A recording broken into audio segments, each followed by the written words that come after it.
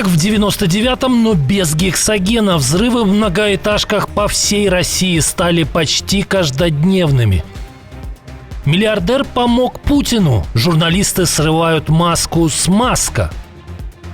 Шокирующая окопная правда. Как оккупанты обходятся со своими. Тревожный звонок для Кремля. Россияне пытаются трезветь. Замена Жириновскому и Медведеву найдена. Кто пытается стать главным государевым шутом? Курс русского корабля. Главный банкир Путина предложил самодемилитаризацию. Кризис давит на газ. Еще один промышленный гигант сокращает рабочую неделю. И многое другое. Самые важные и срочные новости, эксклюзивные подробности. Вы смотрите информационный выпуск «Нехта». Оперативно о событиях в Украине, России, Беларуси и мире. Раньше и понятнее других. Все, что нужно знать сегодня. Меньше российских шахедов и ракет долетит до целей в Украине. Владимир Зеленский посетил одно из украинских производств дронов, в том числе перехватчиков. Видеоотчетом президент поделился в своем телеграм-канале. Над производством нового типа БПЛА, по его словам, работают 4 компании. Еще 10 предприятий готовят производственные мощности. Украинский лидер рассказал, какие цели ставит перед подобными предприятиями. Я зустрічався із цими хлопцями, представниками цього виробництва, і з іншими виробниками. І вони знають, що наш запит 1000 перехоплюючих на добу. Якщо зможемо робити більше, то я вважаю, що це велика допомога. Ранее в западных СМИ появились оценки, что Россия к ноябрю сможет запускать в сторону Украины до 2000 дронов за раз. А кремлевская пропаганда поделилась пугающим видео из цеха производства смертоносных шахедов. Похоже, видео Зеленского – это своеобразный ответ Москве. Киев проигрывать эту гонку не намерен.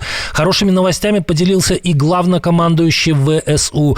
После встречи с верховным главнокомандующим Объединенных Вооруженных Сил НАТО в Европе генералом Алексусом Гринкевичем Александр Сырский написал в своем телеграм-канале, что новые системы противовоздушной обороны уже на подходе. Ранее Владимир Зеленский сообщил, что попросил союзников о поставках 10 патриотов. Уже получены гарантии на 3 таких комплекса.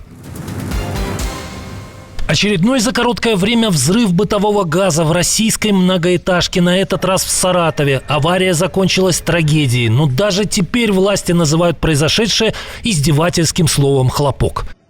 По предварительной информации, хлопок газовоздушной смеси без последующего горения произошел в квартире 10-этажного многоквартирного жилого дома по адресу город Саратов, улица Блинова, 2. В результате произошло разрушение подъезда с 7 по 10 этажи.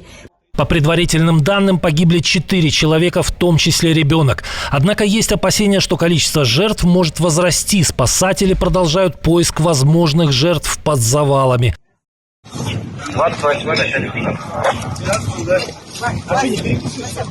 Взрыв также повредил соседнее здание и десятки автомобилей, припаркованных рядом. Буквально в среду подобное ЧП произошло на севере Москвы. Очевидцы слышали сразу несколько взрывов, после которых произошел сильный пожар. Обгорел 1 человек.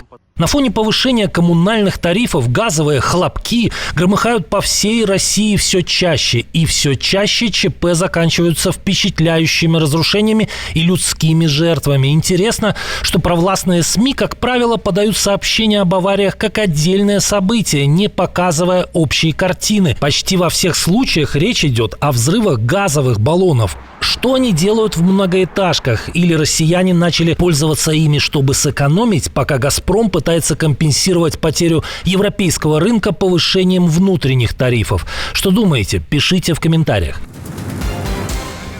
Русские своих не бросают. Этот лозунг так любит повторять путинская пропаганда, но на практике он должен звучать иначе. Авторы немецкого Бильда проанализировали многочисленные видео с украинских дронов и пришли к ужасающему выводу.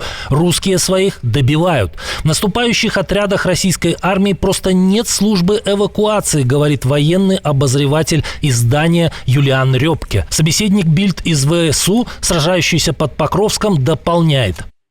Для них существует только одно направление. Либо они выполняют задачу, либо погибают. Если мы их раним, они выживают только в том случае, если смогут самостоятельно вернуться. Иначе они умирают от потери крови через несколько часов или дней в каком-нибудь подвале. По подсчетам британской разведки, к середине июня Россия безвозвратно потеряла до 500 тысяч солдат. Речь идет об убитых, пропавших без вести, а также тяжело раненых, которые не способны вернуться в строй. Всего же за 3 с лишним года полномасштабного вторжения российская армия, по оценкам западных экспертов, лишилась более 1 миллиона человек. Илон Маск чуть не сорвал украинское контрнаступление, ограничив работу спутниковых терминалов Starlink на части территории Украины, пишет Рейтер. Речь идет о событиях осени 2022 года. 3 осведомленных собеседника рассказали агентству, что Маск приказал старшему инженеру в калифорнийском офисе SpaceX прекратить покрытие в Херсонской области, которую Украина в то время пыталась отвоевать. В результате было отключено не менее сотни терминалов Starlink. Солдаты запаниковали. Беспилотники, наблюдавшие за российскими войсками, отключились, а дальнобойные артиллерийские подразделения, полагавшиеся на Starlink для наведения, испытывали трудности с попаданием в цели. В результате украинские войска не смогли окружить российские позиции в Береславе, Херсонской области, пишут авторы спецрепортажа. Это решение шокировало некоторых сотрудников Starlink и фактически изменило линию фронта, позволив Маску взять исход войны в свои руки. Сам миллиардер и инженер, который получил приказ об отключении, не ответили на запрос агентства о комментарии. Расследование агентства Рейтер появилось как раз после очередного перебоя в работе Starlink. В ночь на пятницу система не работала 2,5 часа. Боевые задачи выполнялись без видеосвязи. Разведка поля боя проводилась с помощью ударных дронов. Илон Маск лично извинился за этот сбой. Как думаете, совпадение? Пишите в комментариях. После недавних сообщений о падении потребления алкоголя россиянами еще одна неожиданная новость. В стране резко выросли покупки препаратов для лечения алкогольной зависимости. В январе-июне 2025 года в рознице было реализовано более 550 тысяч упаковок соответствующих средств, а это на 13,5% больше, чем за тот же период прошлого года. В денежном выражении рост еще больше, почти 38%. Такие данные приводит аналитическая компания RNC Pharma. Как думаете, в чем причина? Хотят посмотреть на жизнь трезво? Жириновский умер, Медведев устал, но на российскую сцену в амплуа политического стендапа выходит новый старый актер. Валентина Матвиенко продолжает серию эпичных заявлений. Только накануне она выдала идею создания демографического спецназа, и вот уже глава Совфеда озвучила новую инициативу. Бизнесмен из Китая разработал куклу, по-моему, Лабубу она называется. Уродец, смотреть невозможно. Но весь мир заболел этой куклой. Глава Совета Федерации заметила, что производитель бренда заработал на новинке десятки миллиардов долларов. Правда, не стала упоминать, что кукольная фирма играюще обошла по капитализации «Газпром». Матрешками нашими уже не удивишь. Ну где наши вот такие продвинутые, новые, креативные товары, которые бы у нас в стране пользовались спросом и которые можно было бы сделать модным трендом в мире? Днем ранее Матвиенко ставила более глобальную задачу. Она призвала поставить заслон чужеродному искусственному интеллекту и создать свой, суверенный. Правда, несколько лет назад соратница Путина не витала так высоко в облаках и воспринимала реалии более адекватно. Для меня, например, было неким открытием, я сейчас стараюсь там доходить до всяких мелочей. У нас гвозди импортные, не буду называть страну, догадайтесь 3 раз. Мы даже гвозди сами не производим в стране, которая выпускает столько металла. Как думаете, что с Валентиной Ивановной? Годы берут свое или тут какая-то другая причина? Обязательно пишите.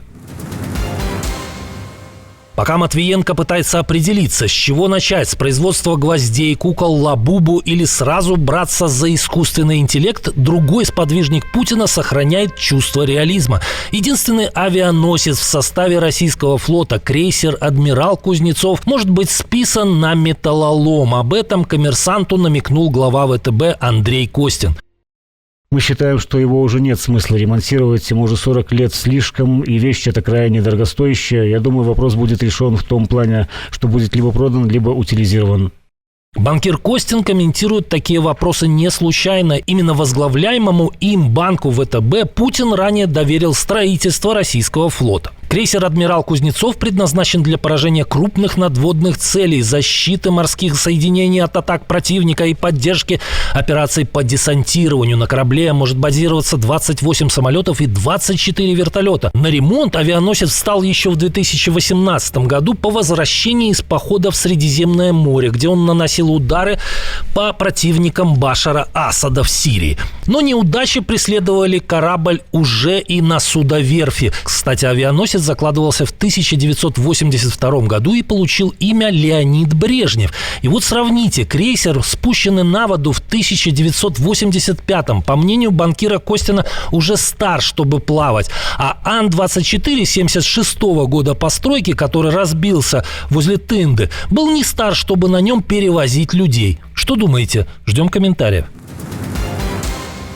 У российских рабочих скоро появится много свободного времени, но вряд ли они этому будут рады. Еще один автогигант объявил о переходе на 4-дневную рабочую неделю. Теперь речь о КАМАЗе, крупнейшем производителе грузовиков. Предприятие официально заявило о кризисе. В своем телеграм-канале руководство КАМАЗа констатирует, по итогам полугодия рынок тяжелых грузовиков сократился почти на 60%. Причины тут видят в недальновидных действиях импортеров и в денежно-кредитной политике Центробанка. Ранее о переходе на 4-дневку заявили АвтоВАЗ и ГАЗ. Причины назывались те же: резкое сокращение рынка вследствие высокой ставки Центробанка. Интересно, а что привело к таким высоким процентам по кредитам? Как думаете? Пишите в комментариях. Отдельное спасибо, что досмотрели до конца. Спасибо за ваше доверие. Жду развернутых комментариев, лайков и репостов. Это важно, чтобы нас становилось больше. На этом пока все. До новых встреч и хороших вам новостей.